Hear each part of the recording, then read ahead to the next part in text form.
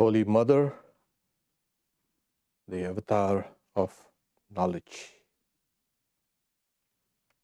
I'll recite an ancient hymn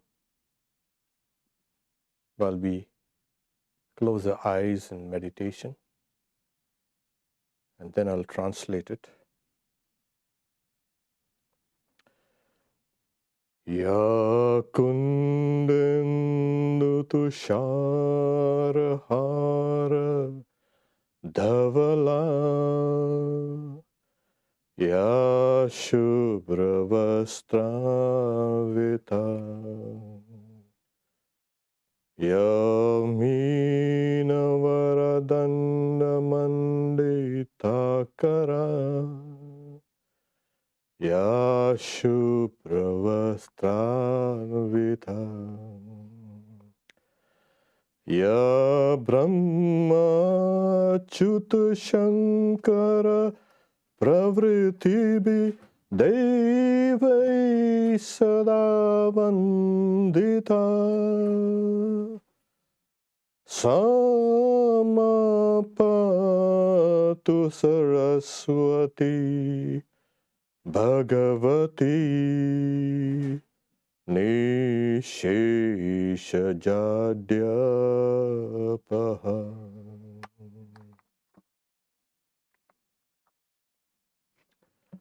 May the goddess Saraswati,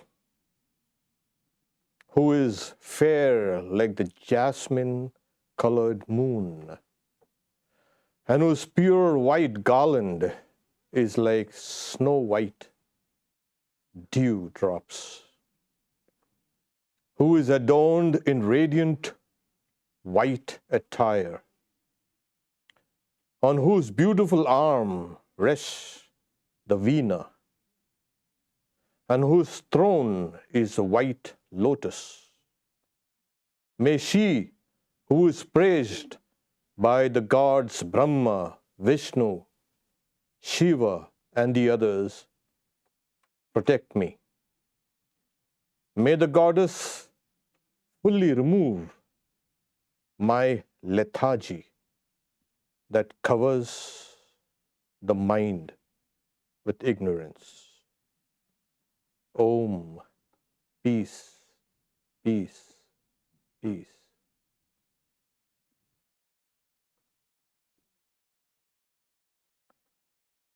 All Vedic lessons, not all lessons in India start with this. Mostly in India, of course. The children, they chant this before in the school assembly, wherever.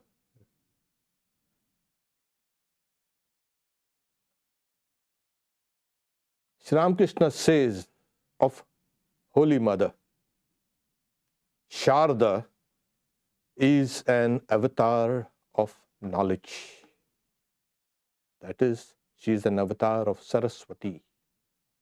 She has assumed a human body to impart wisdom to human beings.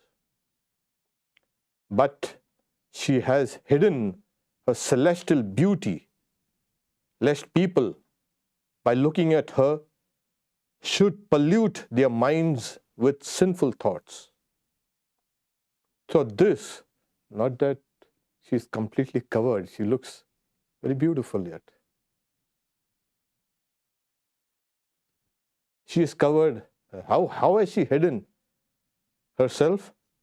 Sri Ramakrishna jocosely says, it's like a cat covered with ashes. He also tells her, you ought to stay back. You have many things to do. I have helped only a few people. You will have to help many more. They will come to you. So this is Holy Mother, who, as Sri Ramakrishna says, she is the incarnation of Saraswati. the goddess of wisdom, learning, of art, of music, of creativity, of higher learning, of everything. She was the primordial goddess, and she is also called the mother of the Vedas. She represents the entirety of higher culture, that spiritual culture. And real culture is spiritual culture.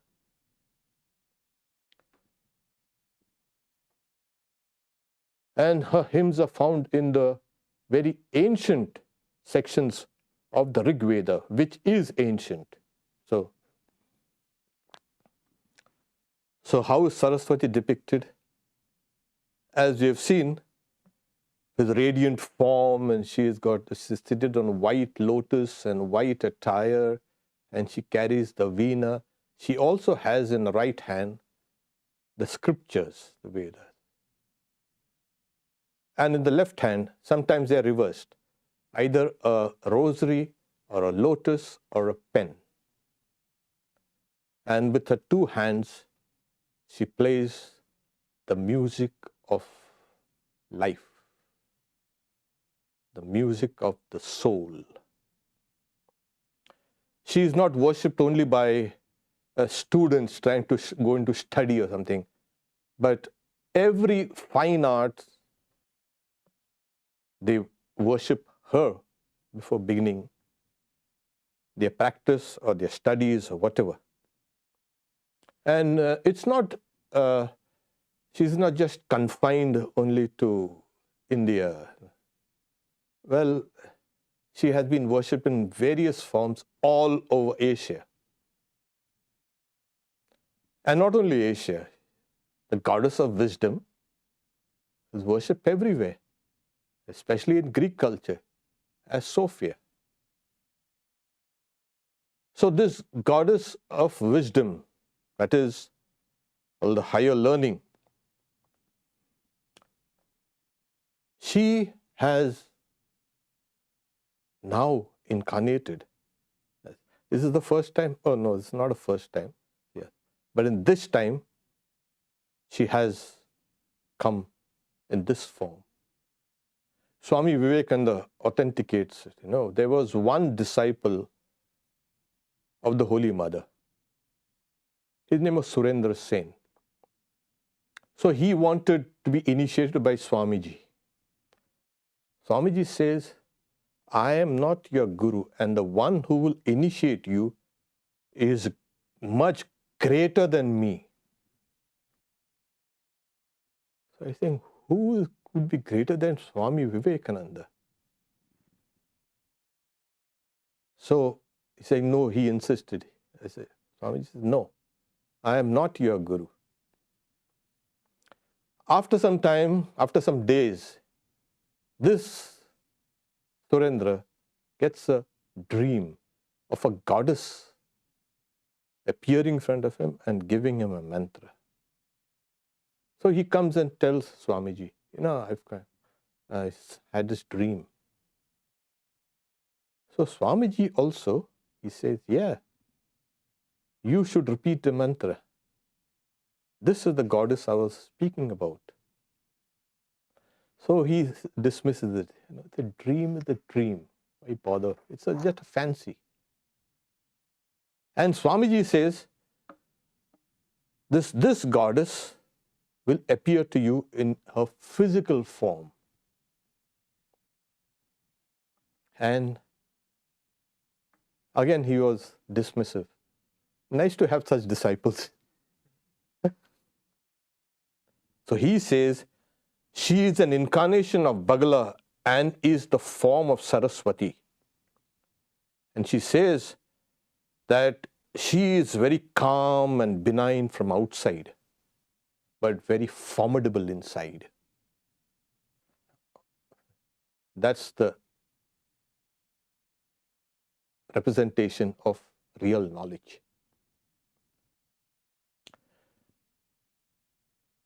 So one day, it so happened that he meets Holy Mother and he gets initiation from her. And she gives him the very same mantra that he had received in the dream. Then he was, this is a goddess? Then he remembered Swamiji's telling him, she will appear to you in a physical form. Now, you can see a human being there sitting down and who is really the goddess. So after that, all his doubts were dispelled, fortunately. Okay. The word saras means that which flows. It's a flow of consciousness. She was the ancient, it started off maybe as the worship of that ancient river called Saraswati, which due to some cataclysmic, you can see, event, that river was dammed. And so, but on those banks of the rivers were the first, you can say, beginnings of Vedic hymns. So all the rishis, they lived on that bank, they intuited these mantras. And they worshipped the river also, and then worshipped the goddess and who was benevolent. Around 1,500 years before Common Era, the river dried out. It became subterranean. And what we have today at Triveni, that is in Prayagraj, which was the old Allahabad, that the confluence of Ganga, the rivers Ganga and Jamuna, you can see the colors are different. And there's another mystical river, they say, it's called the Saraswati. Now, is this really there? As we have seen in the life of Swami Vijnanananda, he saw the goddess with 3 braids. And then he knew that there are these 3 rivers there. That's a physical representation of, the 3, you can see, rivers. In our bodies, in mystical body, not a physical body, we have the Ganga and the Jamuna as the Ida and the Pingala. And then we have Saraswati as the Sushumna. So when the Sushumna nerve is opened, one attains knowledge. One attains something that is supersensuous. Swami Vivekananda says, layers after layers of the mind are peeled back, and the universe is seen in its subtle and finer forms. So this subtle nerve has to be opened up. That is the Saraswati. So that confluence is there within us. We have to awaken it. So she has a birthday also, Saraswati. And we have Holy Mother's birthday coming up on the 3rd, after January 3rd. So she, as I said, she also represents, the 4 hands represents the 4 faculties of the human personality. The mind, the intelligence, the sense of I, and the memory. So she represents the totality of the personality, the human personality. In fact, all of us embody her. We embody that wisdom. Where is that wisdom? Right now it's hidden. So she represents both the external knowledge, which leads you to that higher intuitive knowledge inside. Everything is her. And see, what happens is when we experience something, we experience that is knowledge. the whole world is based on experience, which is knowledge. So she covers the entire gamut of experiences.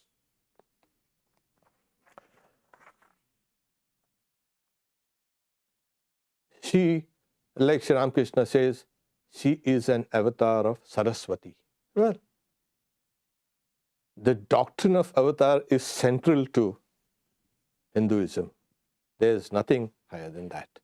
In fact, you can say the entirety of Hinduism is nothing but the study of the doctrine of incarnation. How they appear, how they live, what's their mission. So this study of an avatar has become so deep and so profound. Of course, there are many types of avatars. There were indications. In every other culture, they used to get puzzled over. And there are big doctrines on how God can descend on this earth. And they're still debating about it. But not in Vedanta. It's very clear. So it has been developed for the last 5,000 years, this doctrine, over and over, reiterated, re-authenticated, and here we have.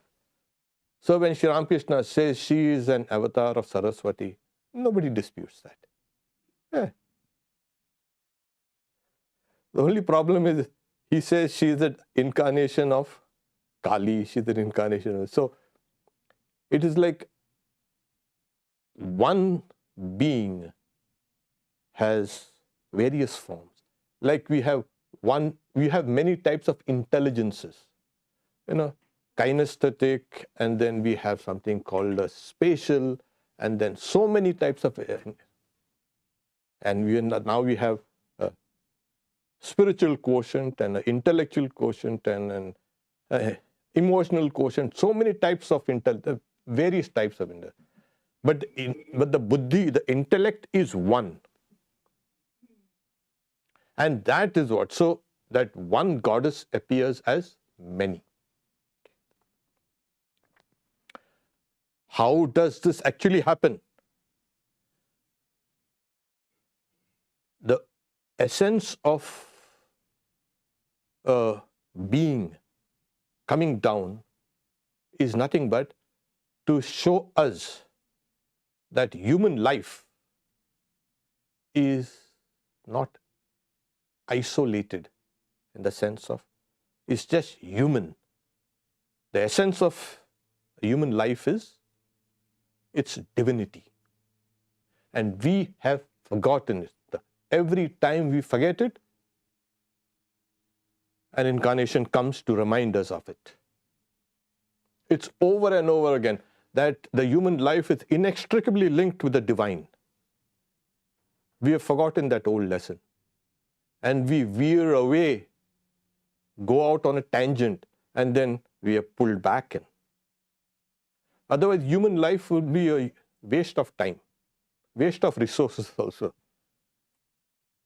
if it wasn't anchored in divinity. And every scripture, every religion has been crying itself hoarse in trying to make this very point, that there is a divine within you, and that needs to be awakened. So, when an incarnation appears, that very mission of the incarnation is to remind people, to awaken their dormant spirituality.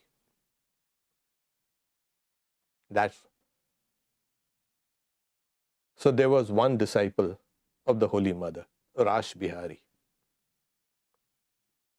He was grumbling. He was a good disciple, but he was grumbling. Am I going to spend my whole life constructing this, looking after accounts and this and that? And he gave a long list of things he was doing. And Mother is trying to make him understand. You see, Swami Vivekananda has instituted these works as a means to realization. He is saying. Then she suddenly changes her tone. Says, what you are doing is my work. Look at me. And he looked up, and as he looked up, he saw a luminous goddess where Holy Mother was sitting, with all the glory of a goddess. And he kept staring at her, and he couldn't look at her for long. He got frightened. He started looking down, turned his eyes and gazed away. And then he said, what happened? Open your eyes, look at me.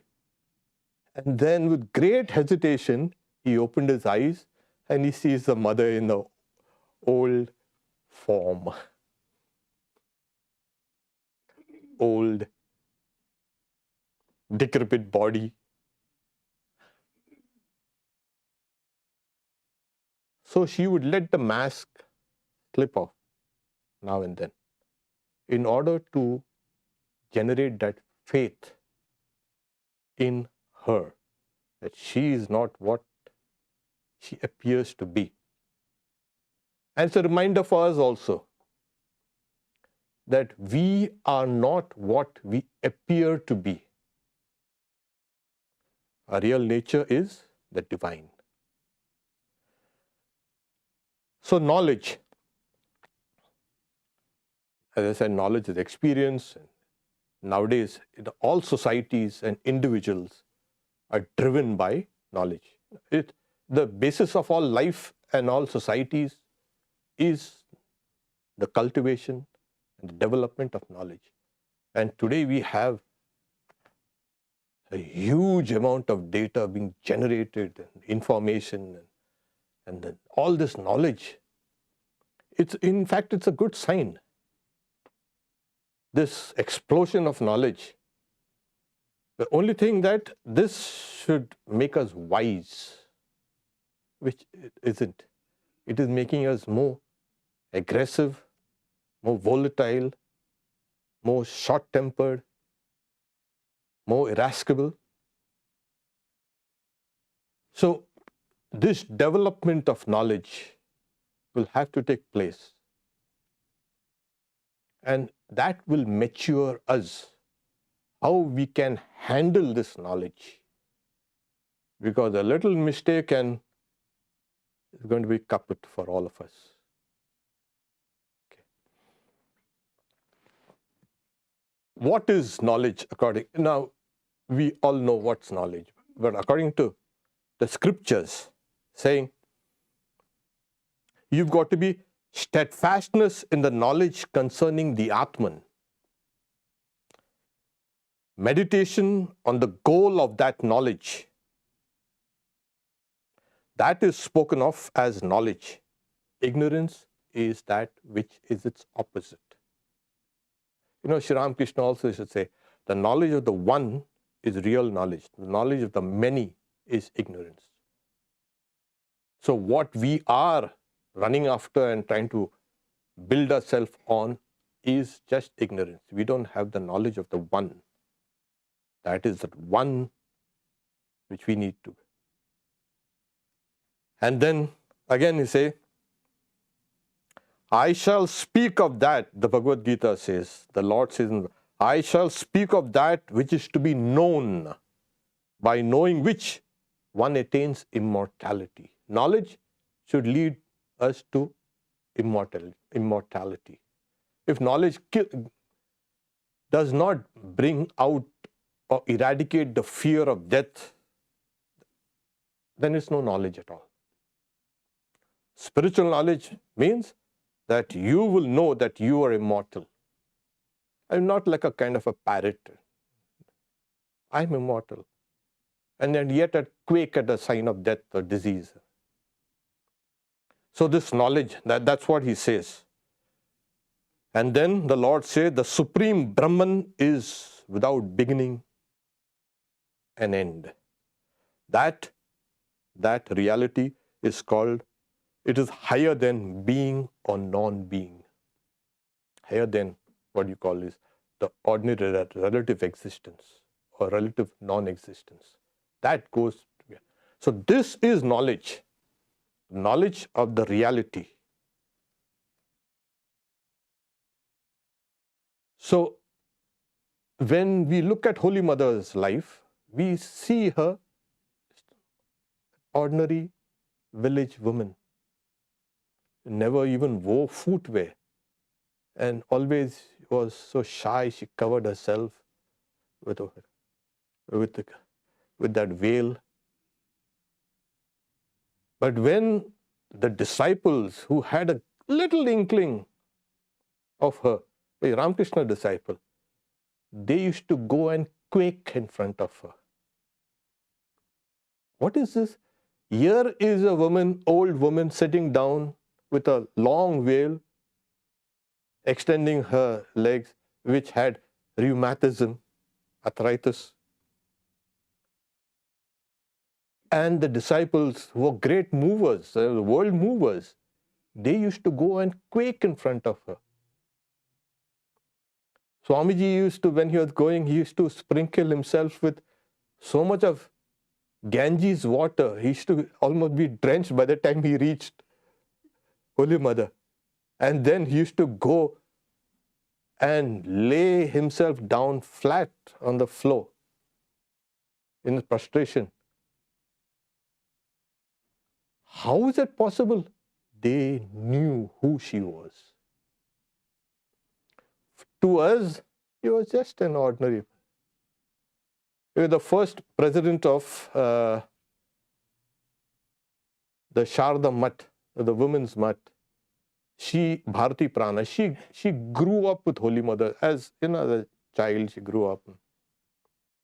And she says, she was just like us. Just like us.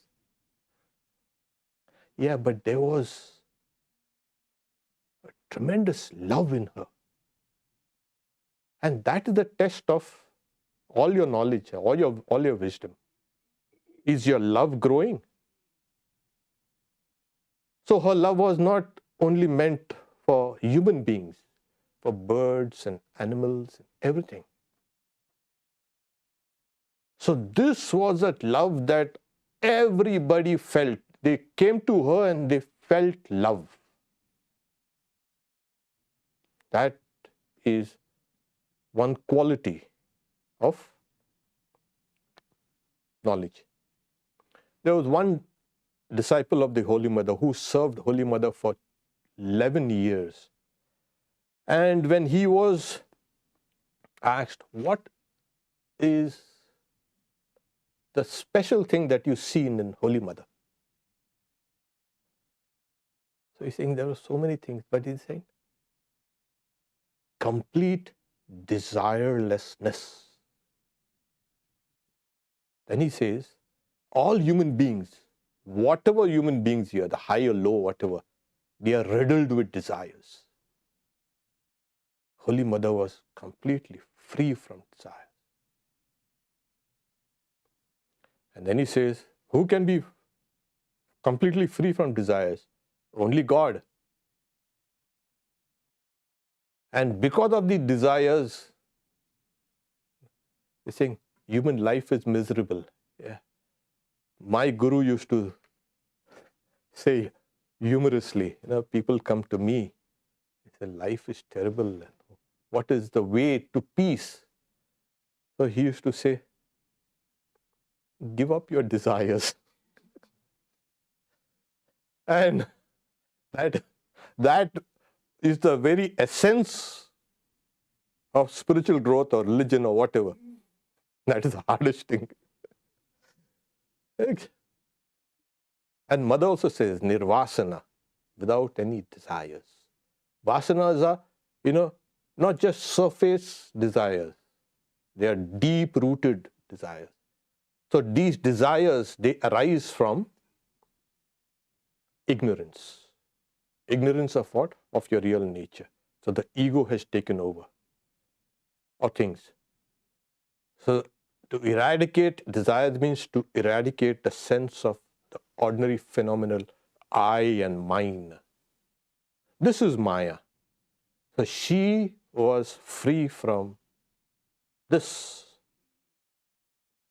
veil covering knowledge. Another disciple, Shardesananda. So saying, what was the most striking thing that you saw in Holy Mother? So he says, humility. She was completely egoless. Now try to wrap your mind around these concepts. A person who is completely egoless, a person who is completely without desires, that person is everywhere. So this humility, this is egolessness, humility is a sign of knowledge. So an avatar, when an avatar comes, as I said, to nudge us back on the path, the avatar itself is a combination of two things. A combination of two things. One is that supreme consciousness and its reflection. Now when you say what happens, there's that Brahman, the all-pervading reality. And that gets reflected in Maya. Now this unit, the reflected consciousness in Maya, is what is called Ishvara, or the Mahamaya, the great Maya. It is this great Maya that creates, preserves, and destroys this entire universe. So they have complete control. Ishvara has complete control over Maya. So they use that power to descend as and play around with us. Their real nature is never forgotten.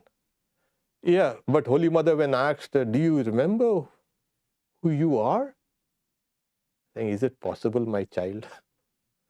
I don't remember it all the time. So what is the real nature? That she is the goddess, that she is a Mahamaya. So she used to live on two planes. One is this transactional plane, the one we interact with and we know each other and all that. So her disciples and all people, they used to see her and understand, oh yeah, she is. It seems crazy, but with great difficulty, she is a goddess of wisdom and learning and arts and everything. She could, with great difficulty, scribble her name.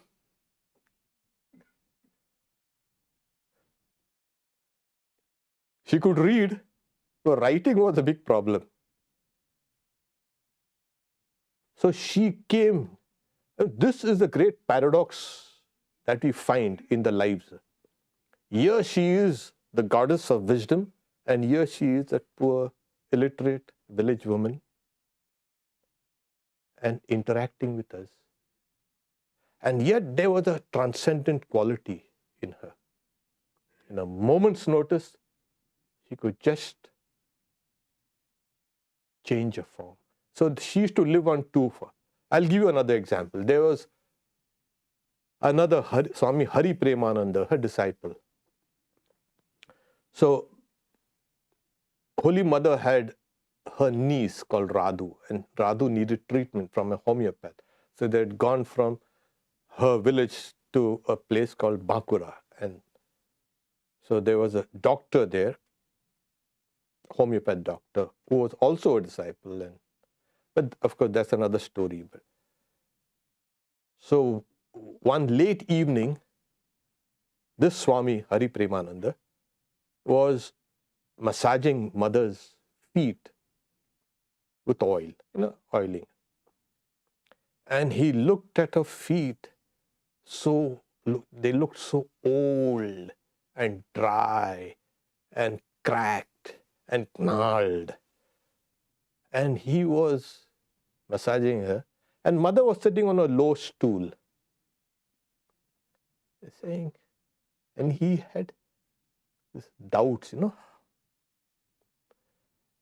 And in a twinkling of an eye, of the eyes, he saw those feet transformed. They were perfect, laden with jewels and, toe rings and all. And they were luminous. So he stopped massaging. What is this? And he looks up at her. And he sees the goddess with her 3 eyes, with her 4 hands, with all the weapons. The goddesses, they like to carry all these things. Smiling with grace and purity. And he looks at her and he faints. Of course, suddenly you are massaging somebody's feet who look so old and worn out, and suddenly you see this thing. So she showed him her form as a Jagadhatri, one who holds the world, a form of Durga. And as he faints, she's saying, "Wake up, what happened to you?" And as he revived, he sees the Holy Mother in this form, the usual form. What was that? So when people, they have doubts, she used to reveal her. So she lived on these 2 planes. It's very difficult to write about or even speak about what she really was. Purity, that's another quality of knowledge. Oh yes. And mother was so pure. When Swami Abhedananda, he wrote an hymn which we recite, Prakritim Paramam Abhayam. So he wrote, Pavitram Charitam Yasya, Pavitram Jivanam Tata. So everything about her was pure.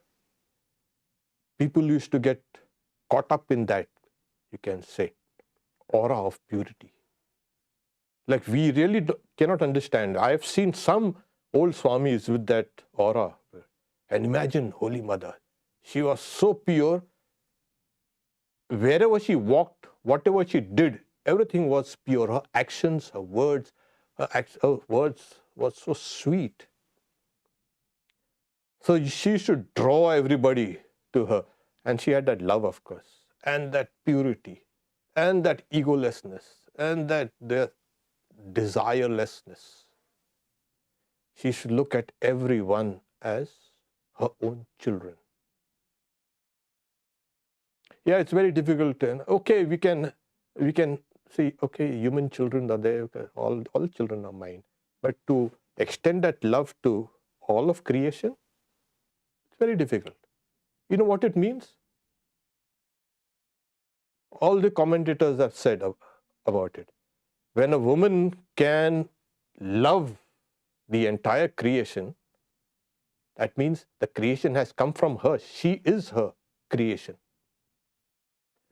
A mother can love her children. Why? Because the children have come from her. That is her creation. And to love the whole world means the whole world has come from her. She is her creation. And how does she appear now as Saraswati? Knowledge. And as we know, she plays the music of life and consciousness. It's flowing. This is this consciousness, this is knowledge. And consciously or unconsciously, all of us are in pursuit of knowledge, actually. We may be running about here and there. Somehow we want to get away from ignorance, from darkness. All of us. So in all our conscious or subconscious strivings, we are striving for knowledge. This is her gift to us. And this knowledge, as I say, this knowledge of the beyond, she has brought it this time to us. Here it is. And where is it? In her. And where is she? She is within you. She is knowledge. She embodies the knowledge, and she is within you. So we are, as it were, the embodiments of knowledge. And knowledge, there's a old Sanskrit, not Sanskrit, the Vedic. Ya vidya sa vimuktaye. That is knowledge which liberates. Otherwise, all knowledge binds you. If knowledge keeps on binding you, remember, or know, that's all ignorance. Knowledge will liberate you. And this is what actually she is. So she is the liberator of souls through knowledge. And the very essence of Vedanta is what? Knowledge. It's called Chit, consciousness. So one gets liberated through knowledge. And the process is very difficult. As some of our previous, you can say, talks we've spoken about, the difficulties that one encounters in trying to acquire supreme knowledge. It's very difficult. But when you have help, then it becomes easier. The help is come in the form of somebody who loves you and who is compassionate, who is drawing you. As Sri Ramakrishna says, you will have to do much more than me. And they, that is this whole creation, will come to you. So today, she is, as it were, drawing us to her real nature. And this nature is that supreme knowledge. She has granted us this great gift in this age. So fortunately, she is not just like a cat covered in ashes. In a fireplace, fireplace in the sense of where the fire has gone off. It's very difficult to discern cat if it's there in the fireplace. So she has come out on her own. And all the direct disciples have authenticated this great, you can say, quality about her. She is the great liberator. She has come to liberate us. So today, as we closing this year, we don't know what it was for all of us, but good and bad. We hope that this coming year will grant us that knowledge, which Mother embodies and which is, in a way, our birthright. Om Shanti Shanti Shanti Harihi Om Tat Sat Shri Ram Krishna Arpanamastu. We'll take the cues from here. Is there a difference in not having desires as a human? Wanting children to succeed in the life, household duties versus material things and ambitions. How to achieve no desires for less frustration. Oh, well, that is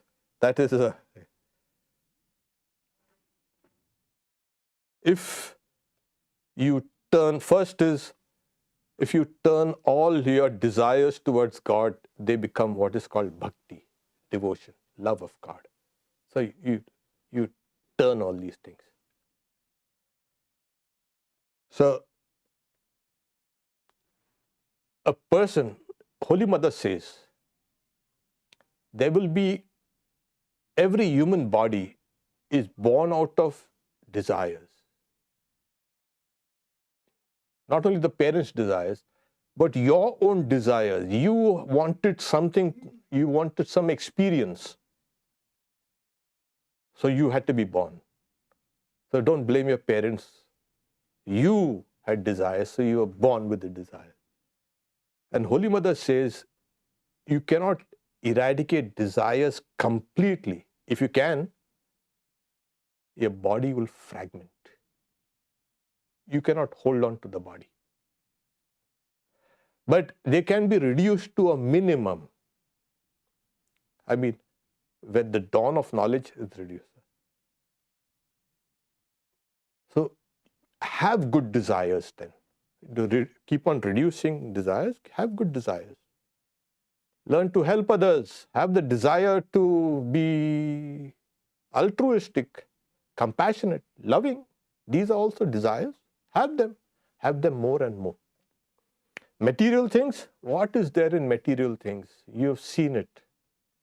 These are not yours. For that moment, you are just a custodian. You are a trustee. It comes and it will go. So, this is it. So your duties as a householder, etc., you do your duties as a seva, a service to God. That will not bind you in any more desires. So how to achieve no desires for less frustration?